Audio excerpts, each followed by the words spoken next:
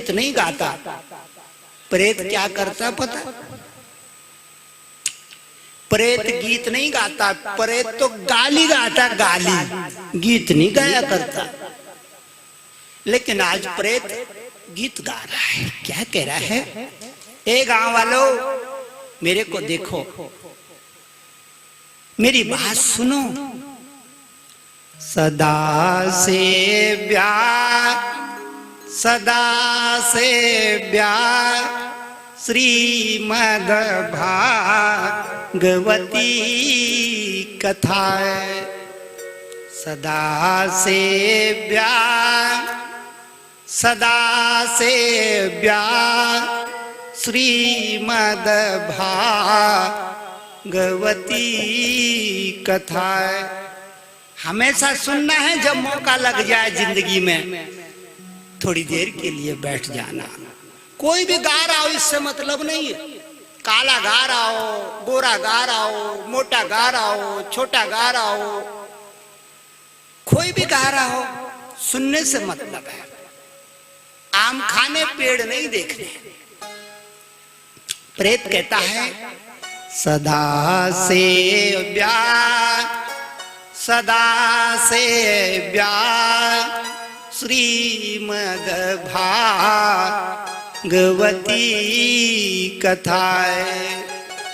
इस कथा को पीना मेरे भाइयों, अपने कानों से पी कर के इस अमृत को।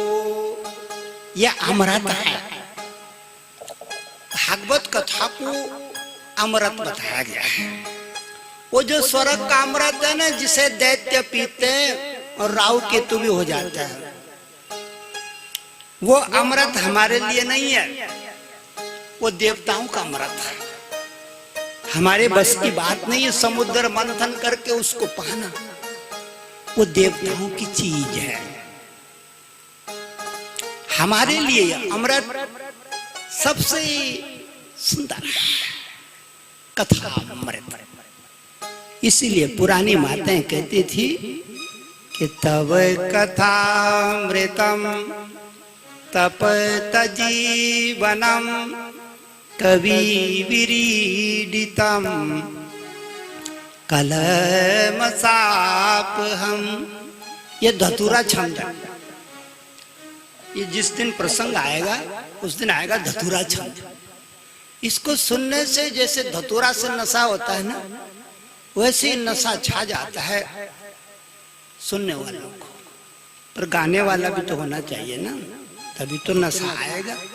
पुराने लोग ऐसा मंत्र बोलते थे कि बरखा होने लग जाए, ऐसा मंत्र बोल रहे कि जो कथा में बैठे हैं रोने लग जाए, ऐसा मंत्र बोलते थे कि जो कथा में बैठे हैं हंसने लग जाए।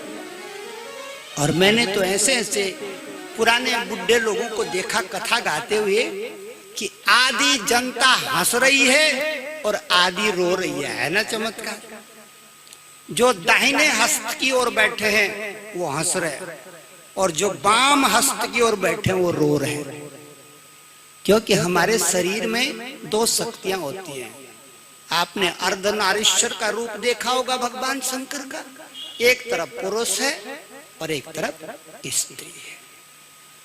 सब ये जगाने के खेल तमाशे, जो जगा ले अपने शक्तियों को वो कर सकता है। अब क्या हुआ? प्रेत ऊपर से कह रहा है कि कथा ने मेरा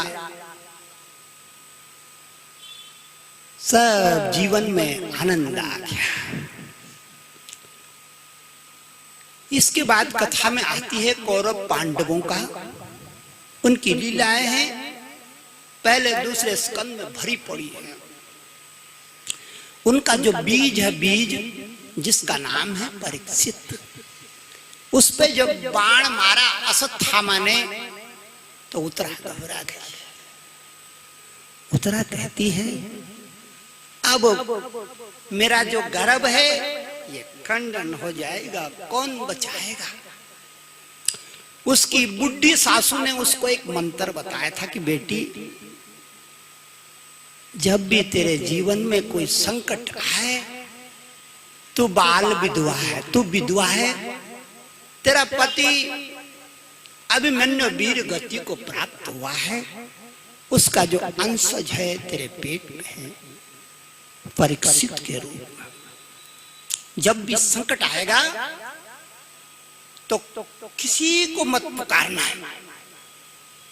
कुंता ने कहा था, कुंती माई ने, कि बेटी जब भी तेरे जिंदगी में संकट आएगा ना, भगवान को पुकारना, नारायण को पुकारना, गोविंद का नाम लेना, तेरा संकट हरण नारायण करेगा। और कौन है तेरा रक्षा करने वाला। और मेरी बहनों ध्यान से सुनो, जब भी हम पे संकट आता है तो जो अपने कहने वाले हैं सब भाग जाते हैं। एक नहीं दिखता मौके पे, सब भाग जाते हैं।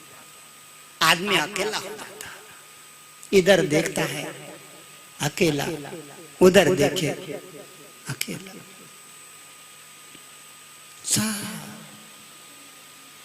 अपने को ही पाता है।